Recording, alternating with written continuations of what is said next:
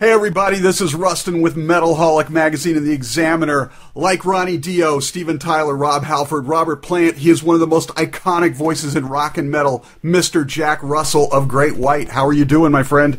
Well, much better after your intro, thank you. I appreciate the compliment, thank you.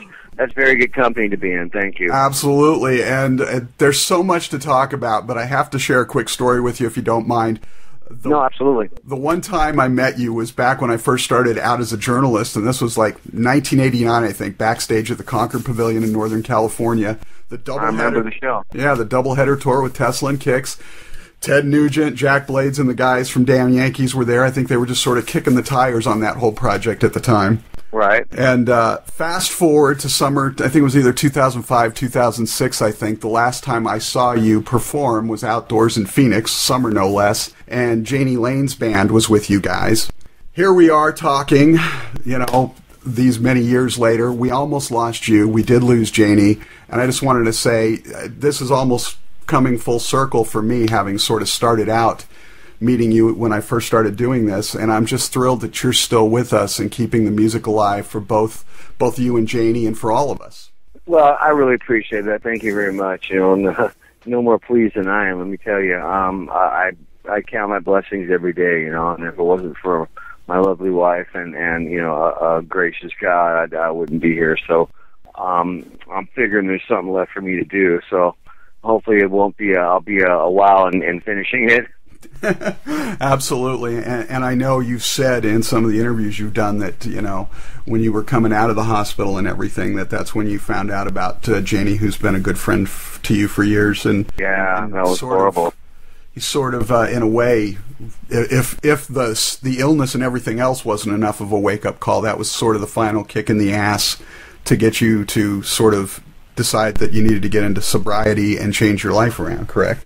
Yeah, that was definitely the deciding factor for me. I mean, you know, when Jani passed away, it was just, you know, it's like, wow, you know, this can really happen. It's not just, you know, one of those things that happen to everybody else but you.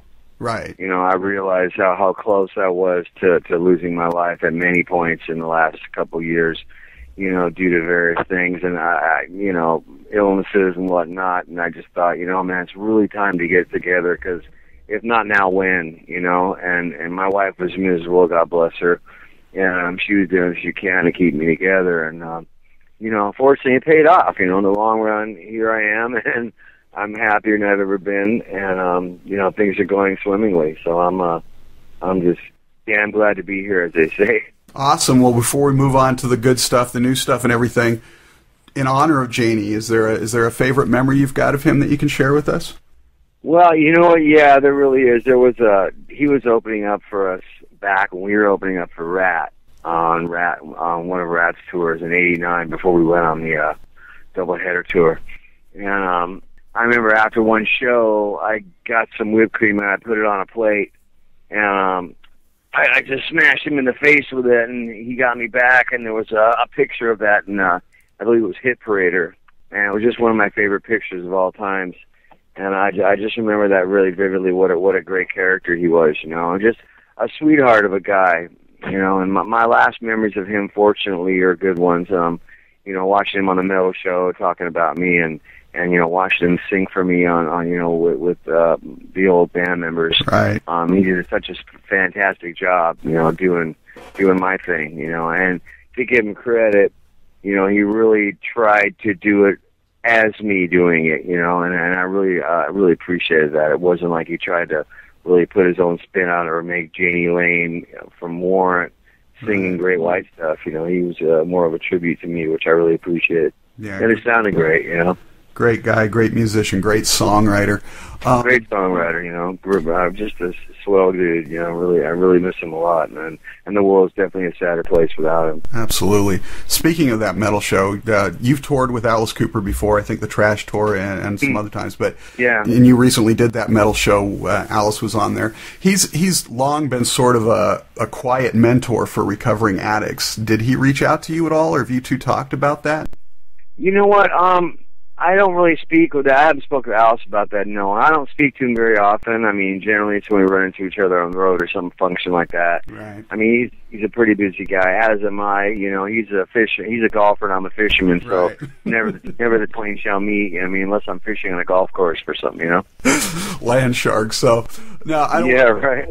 I don't want to get into a lengthy rehash of the whole shark battle. I'm sure you've talked that to death in countless interviews. Hell, for all I know, that's what you were talking with your attorney about.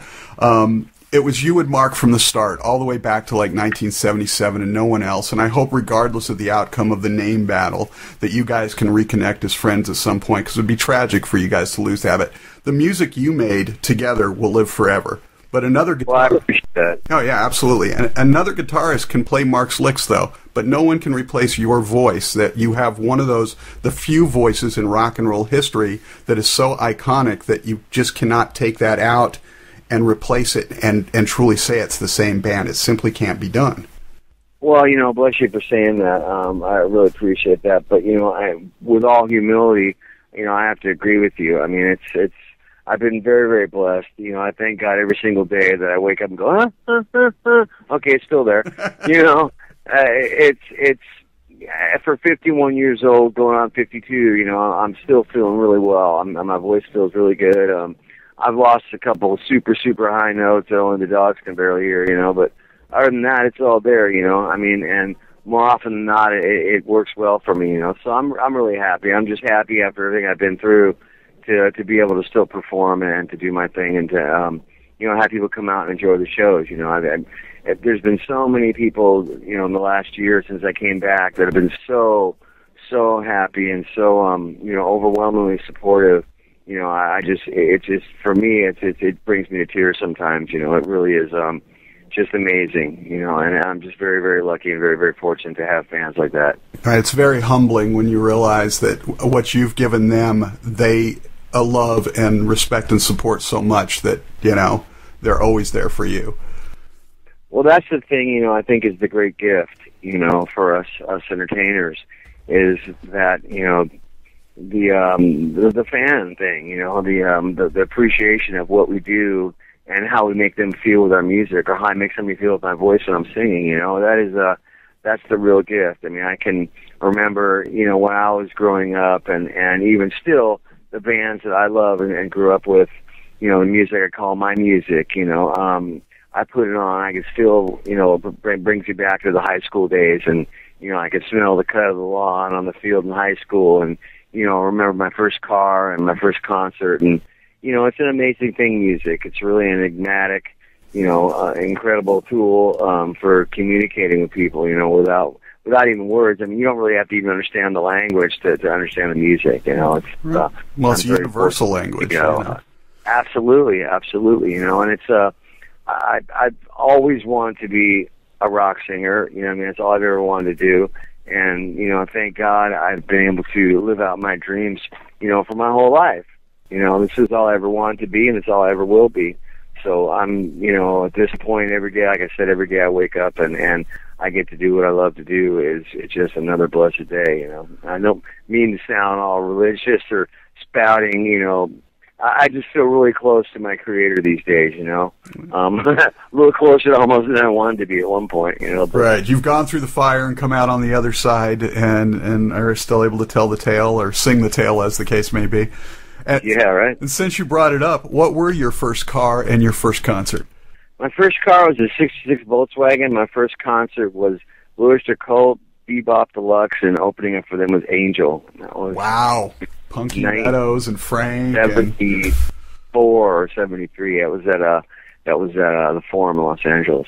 Nice. California. Yeah, it was yeah, it really is, you know, and the amazing thing is years later when I was sitting across from the Forum, my hotel room, I was looking across the parking lot out of my window, and I'm sitting there going, okay, wow, tomorrow night we're playing the Forum, it's sold out, you know, and it's just amazing how far that, you know, I had come from that one night with my friends in high school, you know, and I remember going out to that 22nd row load seat, you know what I mean, section L or whatever it was, and I sat there during sound check. I looked at the stage and went, "Man, you've come a long way, about 100 feet." You know what I mean? Well, it's pretty amazing. You know, I've had a really, really amazing life. I've lived 10 lives to one. It's just, it's a nonstop adventure. Even still, I look at my life and go, God, this is so book-worthy. Absolutely, and maybe that's something that should be on the bucket list, is to write a book. Well, actually, it's already being written right now. We're in the process of doing that. There you go. I'm happy to say. Excellent. So now we move forward. You have a new band playing tons of shows, and you are sort of coming back around full circle too, because you get the honor of playing in clubs again, where it really started, and it's more raw, gritty, organic, and everything. Your voice sounds great. You're working on new great white music for the first time, really, without Mark. What is it like, and how has it changed the dynamic of the band's sound to be writing with new guys, or, you know, to not have him there as part of the writing team? Well, you know what? It's always going to sound like Great White due to the fact that I'm singing it. Right. You know what I mean? The style of music's going to remain the same, since, you know, I'm heavily involved in the writing. And my guitarist that I write primarily with, Matthew Johnson, is very, very much... I mean, we did an album called Shelter Me back in 1996, which was my first solo album. And it was very much... I mean, it could have been a Great White record for all intents and purposes. I mean, I listen back to it and go, God, that could have went on one of our albums. I mean, so it's not going to change stylistically too much. I think, if anything, it's going to show a growth from where we were at on our last album, and it's going to definitely be, you know, a lot more rockin'. I mean, I think we were getting a little sedate on the last two albums that I did with the band. You know, there was some really great stuff on them, don't get me wrong, and I love the records. I can listen down to them from beginning to end and never really have a fast-forward moment, but, you know, looking back on them, I wish we would have waited around for a little longer until we came up with some more rockin' songs, you know, but it'll be that way on the next record. I'm planning on not having too many softer music. I mean, because it's just there's a lot of angst built up in me. You know what I mean? Got to get back more to the riff-oriented stuff, and yeah, exactly, and just, you know, a little more rock, and, you know, right, celebration of life. And you got out the window, and yeah. So I mean, I have right now a lot to celebrate. You know, my life every day is a celebration. You know, again, you know, for a while it wasn't. For a while it was just, you know, kind of hanging on, you know, for dear life, you know what I mean? And not really knowing what to expect. And now I kind of have a 5-year plan again, and I really look to the future with, you know, a positive outlook, you know, and I just really feel good about my life again. I was like, now, have you considered, with the fresh blood in the band and the new outlook on life and the new energy and everything, have you considered re-recording any of the classic Great White material with the new lineup, sort of give it a fresh coat of paint, so to speak? You know what? That's a really good idea. I hadn't really thought about it till you just said that, and that's actually a very good idea, and I think I'm going to do that. Actually, I've been speaking with Tony Montana, our original bass player, and we were planning on doing something like that, just for kind of fun, you know what I mean? And you know, he went out and he actually came out to the Whiskey a while back and did a show with us. He came up and did a song, as did my original drummer Gary Holland. Flew out from New York and did a song with us for a video that's going to be coming out on December 20th. We're going to release it for free. It's a live DVD, so people can just download it. So we'll be giving the information on the internet. We'll be doing a show at the PV store in Hollywood on December 20th, and we'll be broadcasting out live. We'll, you know, have the information on our website as soon as it becomes available. Perfect timing, too, just in case the world does, in fact, end on the 21st. On the 21st, yeah, you know what? I've been worried about that for a long time, then I figured, well, wait a minute, we forgot about the miners didn't know about leap year, so we're okay. Now, have you guys road tested anything new because I know you've already got a few songs in the bucket and everything. Have you road tested anything new, or have you just been sticking with the classic material? No, we really haven't. I mean, we played Shelter Me off my solo album. We haven't played anything brand new yet. I've been wanting to kind of do that, but then again, I want to keep it as a surprise, because I really don't want the first, you know, soundbite of it to come off somebody's telephone. Right. You know? That's always the hard thing these days. I was just talking to Ben Bruce of Asking Alexandria the other day, and that's exactly what he said was, we want to throw some of the new songs out there, but we really don't want them to end up on YouTube as somebody's iPhone, and that's the first feel they get for the songs. So. Yeah, I mean, the thing, you know, the fact is, no matter how good your phone is, it's a phone. Exactly. You know what I mean? It's not going to sound great no matter what. You know what I mean? So it's like I don't even listen to you. I don't even ever watch YouTube videos. And you can sit there and you could get YouTube-itis, you know. Oh, my God, I was flat on that part. Oh, no. Oh, God, my hair was out of place. Oh, no, my headband was covering one eye. Oh, you know, my headphone was sticking out of my ear. You know, I'm too tall, I'm too fat, I'm too short, I'm too thin. You know what I mean? I'm too bald, I'm too hairy.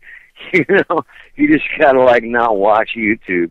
I just can't. I started out doing that. I was like, oh, no, I hit that wrong note. No, you know, it's like, you know what, leave it alone. It was a night that came and went, and, you know, it'll forever be and lost to history. You know, I mean, YouTube to me is like, I don't know, it's kind of a cool thing, but then again, it's like, if you weren't there, you really don't get it, you know? Exactly. I mean, like, I wouldn't want to watch any concerts. I haven't, like, looked up any Aerosmith shows to watch them on YouTube, because you're not going to get it, you know, off somebody's telephone, how great they are, you know? It's just going to be like, oh, somebody's phone. No, there's just, you've got to be there. You have to be present. Yeah, it's a concert, man, you know? That's why we perform.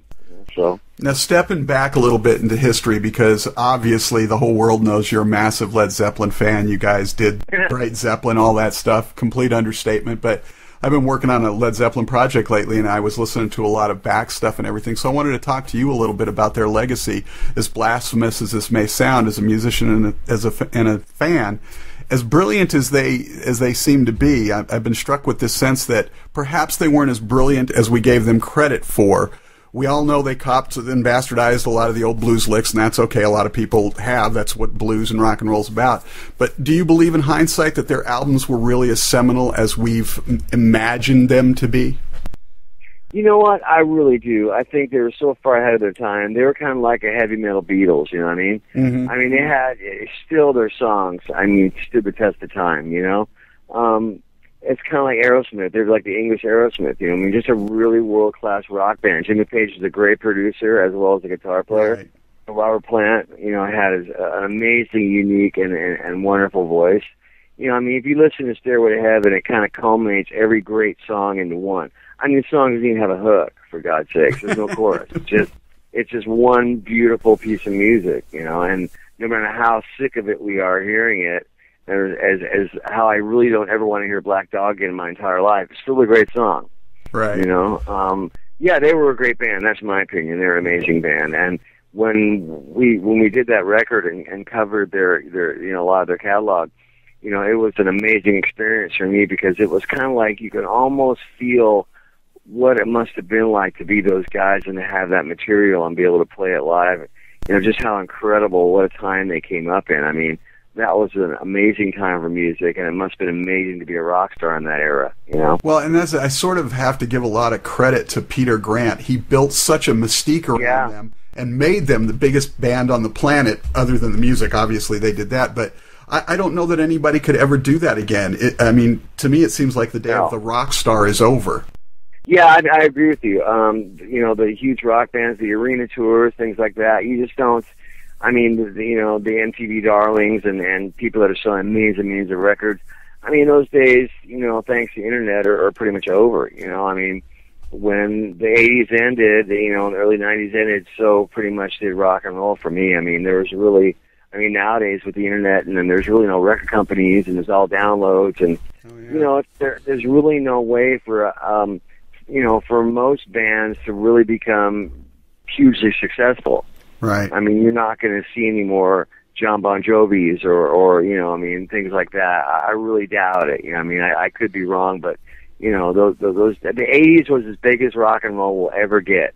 Right. It will never ever again be as spectacular and as huge and as worldwide as it was. I mean, it was almost like we ruled the world back then. You felt like a god in those days when you were a rock star. It was, I mean, you could do no wrong, you know. I mean, you go into a restaurant, just wall the food.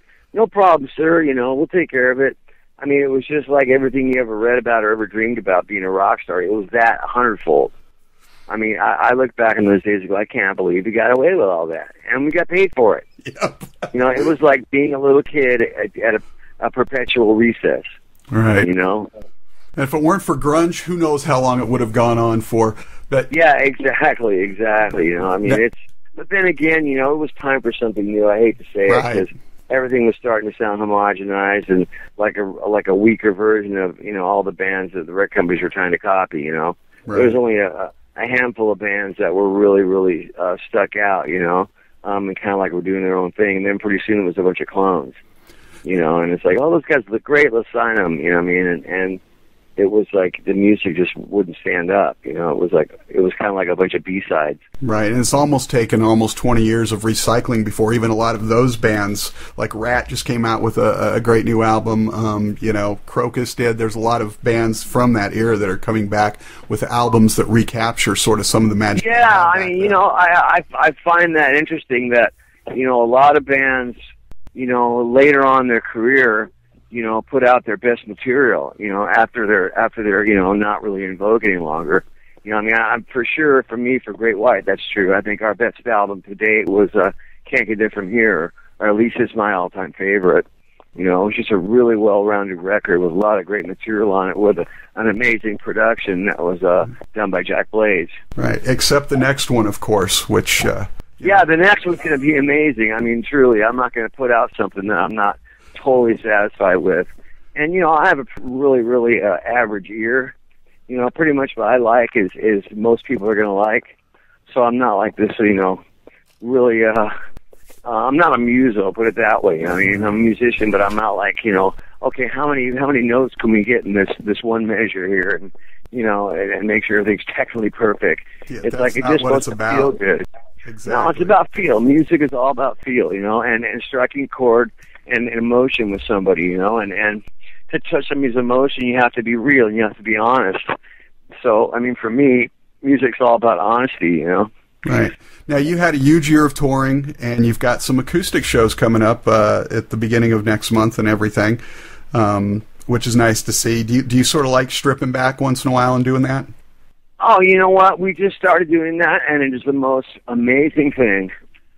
You know, to sit there with one guitar and my voice and do these songs, I mean, it's incredible. It's an amazing feeling. I love hearing it in that form. You know, it really is a wonder to me how really good some of these songs are, you know. And that was our way to figure it out back in the old days anyway. We would sit down and go, okay, that was the gauge, you know. If a song sounded good to us with Mark's acoustic and me singing it, we figure, you know, you add anything else extra onto it, it's just icing on the cake. Yeah, and that's always sort of been the test of a good song. If you can strip it down just a guitar and a voice and it sounds good, you've got a great song. So exactly. It's like a chick, you know what I mean? You know, if she's got all this clothes on and makeup, it's like, wow, she's hot. You know, put her naked and hose down. It's like, whoa, wait a minute.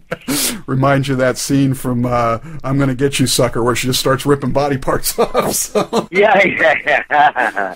So, I totally know the scene you're talking about. Listen, I've stolen you for quite a while, but before we get out of here, a few quick ones just for fun.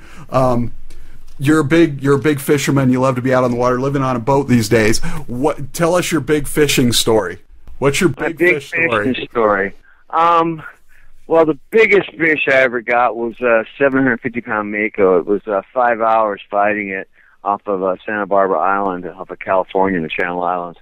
That was a story, man. I mean, it came out of the water like 12 times because they're really acrobatic. You know, they'll do cartwheels and they think they're marlins, you know. And we had the boat 3 or 4 times, and it just wasn't ready to come in yet. But 5 hours later, we finally stuck a gaff, and it took a 12-gauge to it and tied a rope to it and towed it home. Wow. That's got to be... Yeah, it was. I'm waiting for another one like that, you know? And I forgot to ask you back when we were talking about Zeppelin, we're getting ready to do our rankings of all 9 of the Zeppelin studio albums. For you, which one's number 1?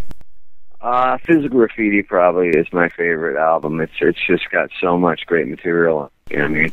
And not my favorite song's not on it, but I mean, it's definitely my favorite album. Nice. So before we get out of here, on a final somber note, you've been sober, I think, for about a year now, and I work in a prison every day for drug and alcohol addiction programs and everything. So for all those people out there that are struggling with their own addictions or are working every day on their recovery, what would you say to them? You know, life gets better. It does get better. I mean, no matter how far down the ladder you are, you know, you can always climb back up again. There's nothing stopping you but yourself. You know, that's all it takes is a decision. You know, that was how I got my life together. I just made a decision that I wasn't going to do this to myself anymore, you know, and my life is so much better, and it happens really fast. You know what I mean? You can't imagine what a wonderful life you're going to have, you know what I mean, once you get past this addiction thing.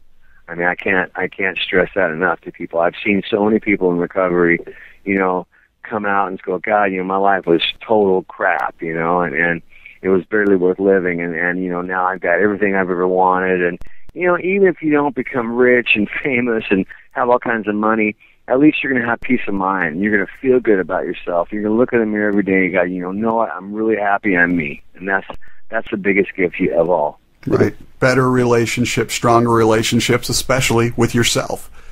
Yeah, absolutely. You know, I mean, you're gonna grow to love yourself. You know, what I mean, like you never have before, and that, to me, is the most beautiful thing ever. You know, I mean, you know, we're all here for one thing, that's to find love and to be loved. You know, and it's music is love. You know, and that's, for me, to be able to be involved in making that music is you know, my greatest gift. You know. And it's a great gift that you've given us, and we're so glad that you're back and making music. Thank you. Jack Russell, Great White, one of the iconic voices of rock and roll. So glad to have you back. Looking forward to new music, the classic music. Good to see you back out there, and we want to catch you out on the road, so hopefully you'll be doing this for years to come. Thanks so much for taking the time, man. Thank you, my brother. God bless you and everybody listening, okay? You guys have a wonderful Christmas. Take care. You too, brother.